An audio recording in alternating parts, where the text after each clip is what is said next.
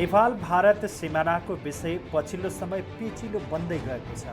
भारतले नेपालको भूमि कालापानी लिपुलेक लिम्पियाधुरा आफ्नो नक्सामा पार्दै सडक निर्माण गरेपछि सीमा विवाद उत्कर्षमा पुगेको हो।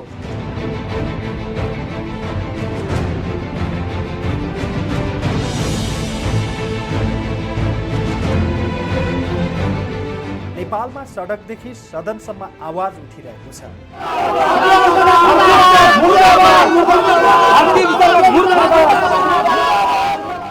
नेपालका राजनीतिक दलहरू आफ्नो भूमि फिर्ता लिन जुनसुकै कदम चाल्न पनि पछि नहट्ने बताइरहेका छन्। भारतको हेपाह र मिचाह प्रवृत्तिको शिकार भने नेपाल 100औं वर्षदेखि हुँदै आयो। यसको प्रत्यक्ष रूप पछिल्ला 3वटा घटनामा प्रकट भइरहेका छन्। नेपालको लिपुलेक हुँदै मान सरोवरसम्मको सडक उद्घाटन गरिएको छ। लिम्पियाधुरा लिपुलेक र कालापानी क्षेत्रलाई आफ्नो भूभागमा पारेर राजनीतिक नक्सा सार्वजनिक गरिएको छ। अन्तर्राष्ट्रिय कानुनको बर्खिलाप हुने गरी 10 गजा क्षेत्रसँग जोडेर बाँधको शैलीमा सिमानामा चौडा सडक निर्माण गरिएको छ। हामी कहिलेसम्म हिजोका हामी नेपाली होइनौँ, हिजो राजा महाराजाका पालाका नेपाली होइनौँ। राज्यलाई आफ्नो सत्ता जोगाउनको लागि नेपालको भूमि बेच्ने जुन परम्परा थियो, नेपालको भूमि दिने परम्परा थियो, त्यो परम्पराबाट हामी मुक्त भइसकेका छौँ। सर्वे अफ इन्डियाले त हाल्यो, सर्वे अफ नेपालले के गर्यो त? कहाँ बस्यो? कहाँ छ सर्वे अफ नेपाल? के गर्दैछन्? उनीहरूले नेपालको भूमि मिच्ने भारतसँगका असमान सन्धि सम्झौता खारेज गर्ने स्थिति आउन सक्ने भन्दै चेतावनी दिएका छन्। मङ्गलबारको राष्ट्रिय सभाको बैठकमा बोल्दै नेपाल कम्युनिस्ट पार्टी नेकपाका प्रवक्ता नारायण काजी श्रेष्ठले भारतसँग विगतमा भएका सन्धि सम्झौता खारेज गर्न माग गरेका छन्।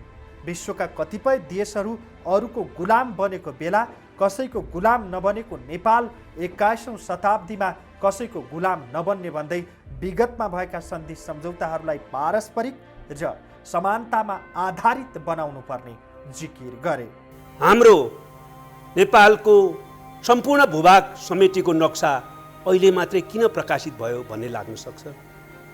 हाम्रो त्यो भूभाग अतिक्रमण हुँदा तत्कालै हामीले प्रतिवाद किन गरेनौँ भन्ने पनि हामीलाई लाग्न सक्छ। त्यो स्वाभाविक हो। तर म सबैलाई 3टा कुरामा ध्यान दिन अनुरोध गर्न चाहन्छु। एउटा, नेपालको कुनै पनि शासक र सरकारले सुगौली सन्धि पछाडि कुनै अर्को सन्धि वा सम्झौता गरेर नेपालको कुनै भूभाग कसैलाई दिएको छैन। यो कुरा स्पष्ट हुन म अनुरोध गर्न चाहन्छु।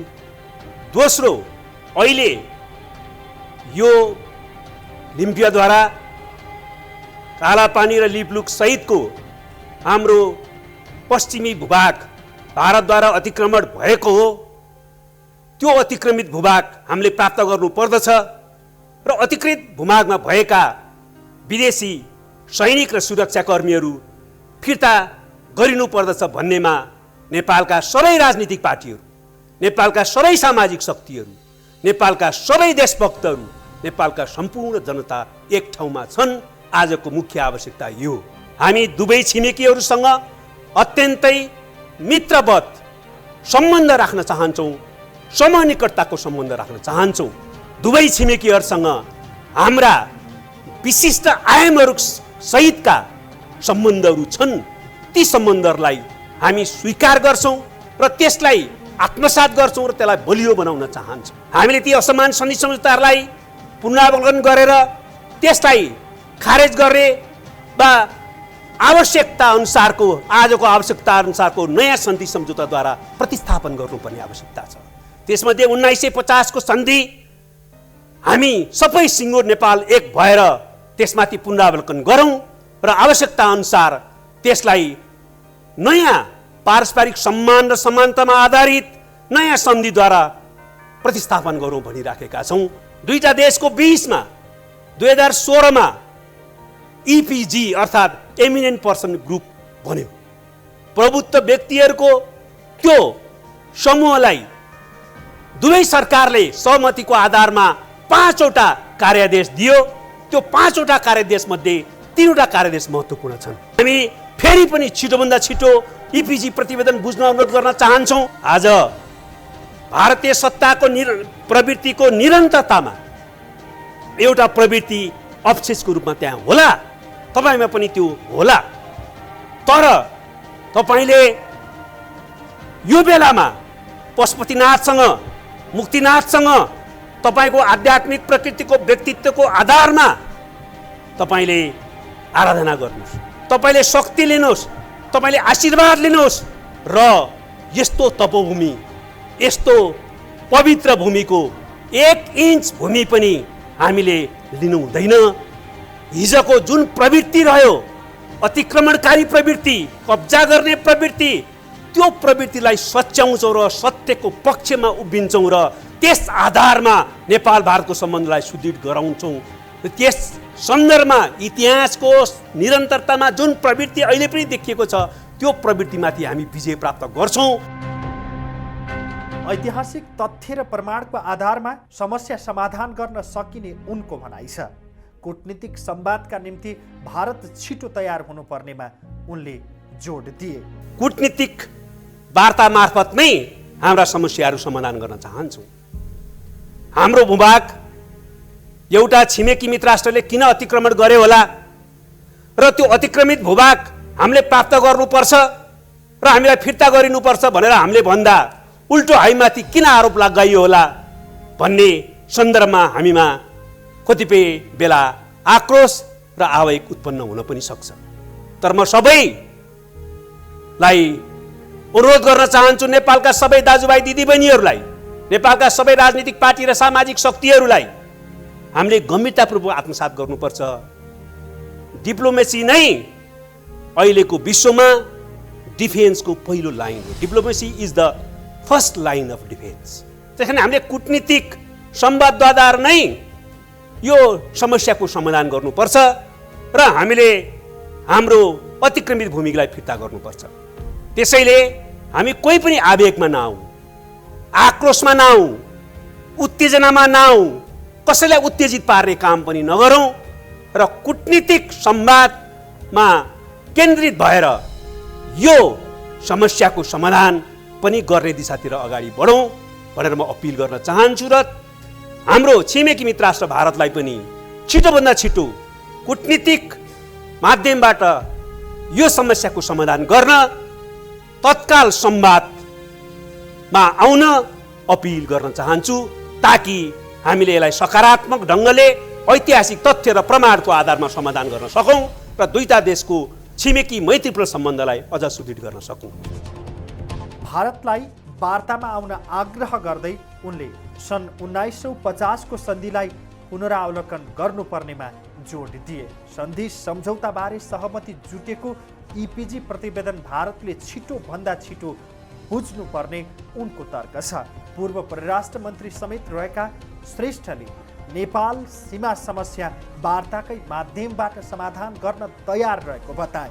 दुवै पक्षले अनावश्यक आक्रोश, आवेग वा उत्तेजनामा आउने काम नगर्न आग्रह गर्दै भारतीय सेना प्रमुखले नेपालबारे राखेको धारणा आपत्तिजनक र खेदजनक भएको बताए। नेपालबारे भारतीय सेना प्रमुख र पूर्व सचिवको भनाई खेदजनक मात्रै होइन, भत्सर्ना गर्नुपर्ने उनको तर्क छ। हामीले यसरी हाम्रो सरकारले, राजनीतिक पार्टीहरू र सम्पूर्ण नेपाली जनता कूटनीतिक संवादको माध्यमबाट यो समस्यालाई सकारात्मक ढङ्गले समाधान गर्न चाहिरहेको बेलामा र त्यसको प्रस्ताव राखिरहेको बेलामा भारतका अहिलेकै पदमा बहाल भारतीय सेनापति, भारतीय विदेश मन्त्रालयका पूर्व सचिव जस्ता कैयौं व्यक्तित्वहरूले हामीमाथि आरोप लगाउनु अत्यन्तै खेदजनक छ। म स्मरण गराउन चाहन्छु, विश्वमा करिब करिब औँलामा गन्न सकिने देशहरू मात्रै साम्राज्यवादबाट मुक्त भएर उपनिवेश नबनिरहेको अवस्थामा त्यो देशमध्ये नेपाल पनि एउटा थियो। दक्षिणी एसियामा अरू सारा उपनिवेशको शिकार भएको अवस्थामा, उपनिवेश भएको अवस्थामा हामी स्वाधीन र स्वतन्त्र देशका रूपमा रह्यौँ र शिर ठाडो गरेर अगाडि बढ्यौँ। त्यस्तो देशको जनताले आफ्नो भूमि प्राप्त गर्नका निम्ति आवाज उठाउने स्वाभाविक हुन्छ। त्यसको निम्ति उनीहरूलाई अरू कसैको उक्साहट आवश्यकता पर्दैन, कसैको आड चाहिँदैन। हामी त्यसका निम्ति सक्षम छौँ भनेर इतिहासले प्रमाणित गरिसकेको छ। त्यसैले म सबै ती मित्रहरूलाई त्यस प्रकारको गल्ती नगर्न र त्यसलाई सच्याउन अनुरोध गर्न चाहन्छु र हामीले यो कुरालाई गम्भीरतापूर्वक आत्मसात गर्नुपर्ने हुन्छ। आरोप त्यही पनि तथ्यहीन आरोपले हाम्रो दुईटा देशको सम्बन्धलाई सुधार गर्ने कुरामा समस्या उत्पन्न गर्ने, अहिले देखा परेका समस्यालाई समाधान गर्नमा बाधा उत्पन्न गर्ने बाहेक केही पनि काम गर्दैन। त्यो दिशातिर पनि म विशेष ध्यान आकर्षण गर्न चाहन्छु। यदि सम्बन्धित व्यक्तिहरूले नसच्याएको अवस्थामा पनि भारतीय सरकारले यसलाई व्यवहारमा सच्याएर देखाउनु पर्ने आवश्यकताप्रति म ध्यान आकर्षण गर्न चाहन्छु।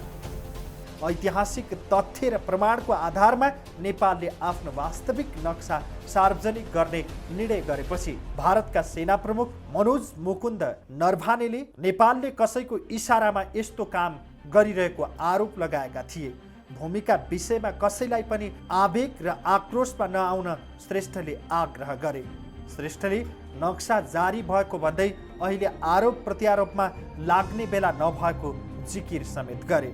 नेपाल सरकार, भारत सरकार, नेपाली जनता र भारतीय जनताले सबैले बुझ्नुपर्ने कुरा के हो भने नेपाल र भारत बीचको सम्बन्ध खालि छिमेकी सम्बन्ध वा कूटनीतिक सम्बन्ध मात्रै होइन। हाम्रो दुईटा देशको बीचमा ऐतिहासिक कालदेखि अत्यन्तै बहुआयामिक सम्बन्ध छ। सामाजिक सांस्कृतिक सम्बन्ध छ, जनस्तरको सम्बन्ध छ र यो सम्बन्धलाई हामीले आफ्नै विशिष्टता सहितको बहुआयामिक सम्बन्धको रूपमा लिँदै आएका छौँ र त्यो कुरा सत्य हो। त्यसकारण यो हाम्रो सम्बन्धलाई कसरी सुदृढ बनाउने हाम्रो ध्यान त्यतातिर जानु जरुरी छ। त्यसको सन्दर्भमा हामी प्रश्न पार्न चाहन्छौँ कि नेपाल र भारतको बीचको मैत्री सम्बन्धको विकल्प अरू कुनै हुन सक्दैन। नेपाल र भारतको बीचको मैत्री सम्बन्धको विकल्प अझ राम्रो, अझ सुदृढ मैत्री सम्बन्ध हो। त्यसमा हामी एकदम स्पष्ट छौँ र दृढ रूपले प्रतिबद्ध छौँ। त्यसै गरी हाम्रो दुईटा देशको बीचको यो सम्बन्धको परिप्रेक्ष्यमा कोही पनि नेपालको सरकार, कुनै सरकार, राजनीतिक पार्टी र कुनै पनि नेपाली भारत र भारतीय जनताको विरोधी हुनै सक्दैन। हामी त्यस्तो कल्पना पनि गर्न सक्दैनौँ। तर हाम्रो देशको राष्ट्रिय सार्वभौमिकता, भौगोलिक अखण्डता, स्वाधीनता, स्वाभिमान र हितका रक्षा गर्नु अरू कुनै पनि देशको नागरिकको कर्तव्य भए जस्तै हाम्रो पनि आफ्नो कर्तव्य हो। हाम्रो त्यो कर्तव्यका पक्षमा हामी लागिरहँदा त्यसलाई अरू कुनै देशले हाम्रो विरोध भयो भनेर सोच्नु उपयुक्त हुँदैन, त्यसरी सोच्न मिल्दैन। त्यसतर्फ पनि म भारतीय सरकार र भारतीय मित्रहरूलाई विशेष अनुरोध गर्न चाहन्छु कि हामी कुनै पनि हालतमा भारतको विरोधी हुन सक्दैनौँ, छैनौँ। तर नेपालको राष्ट्रिय सार्वभौमिकता, भौगोलिक अखण्डता र स्वाधीनताको पक्षमा उठ्नु कर्तव्य हो। उभिन्छौँ र त्यसको पक्षमा हामी निरन्तर लागि नै रहन्छौँ। हो, हामी यो पनि स्पष्ट पार्न चाहन्छौँ कि हामी कुनै पनि छिमेकीसँग विशेष राजनीतिक सम्बन्धमा रहन चाहन्नौँ। हामी कसैको पनि सुरक्षा अवधारणाभित्र, सुरक्षा छाताभित्र रहन चाहन्नौँ।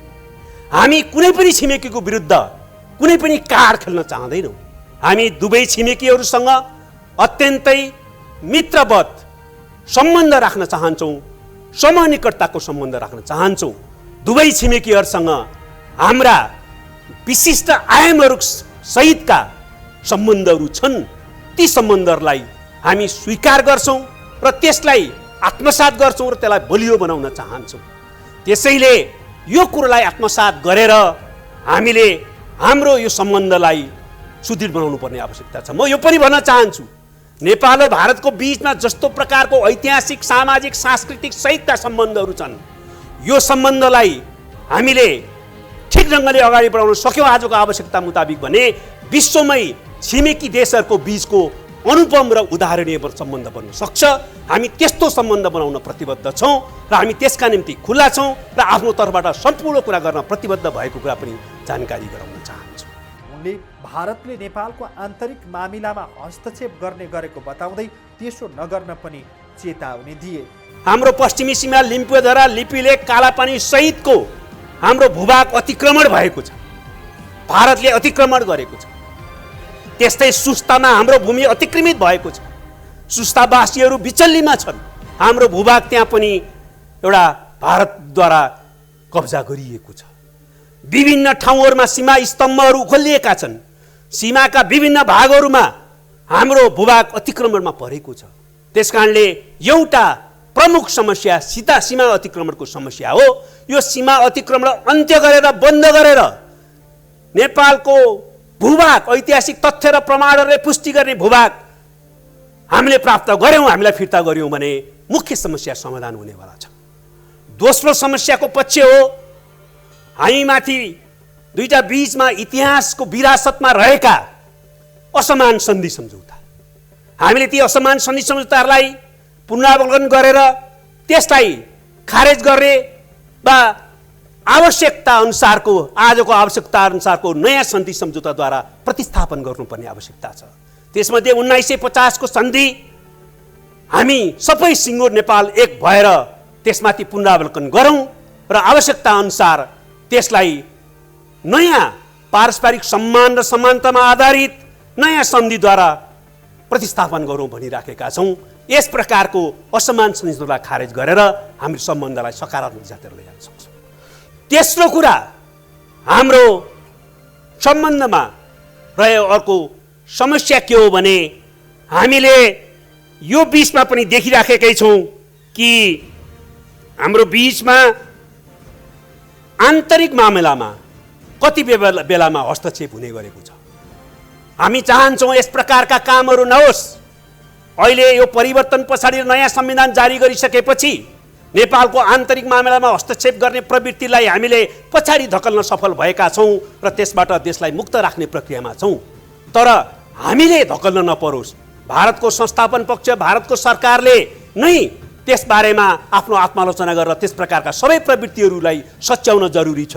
हामीले नेपालको संविधान जारी गर्दाखेरि भारत सरकार र भारतीय जनता खुसी हुनुपर्ने हो। 60 वर्षदेखि नेपाली जनताले लगातार सङ्घर्ष गरेर जो संविधान आफ्नै चाहिँ जनताका प्रतिनिधिद्वारा आफैले जारी गरे त्यसमा छिमेकी मित्र राष्ट्र खुसी हुनुपर्ने हो। तर हामीले नाकाबन्दीको सामना गर्नु पर्यो। कालापानी लिपुलेक लिम्पियाधुरा मात्रै होइन, गुमेका सम्पूर्ण भूभाग नेपालले फिर्ता ल्याउनु पर्ने देखिन्छ। नेपालले आफ्नो भूमि फिर्ता गर्न अन्तर्राष्ट्रिय अदालतसम्म पनि जान सक्नुपर्दछ, ताकि नेपाल कहिल्यै पनि अरूको दबावमा होइन आफ्नै आत्मनिर्भरतामा रम्न सकोस्।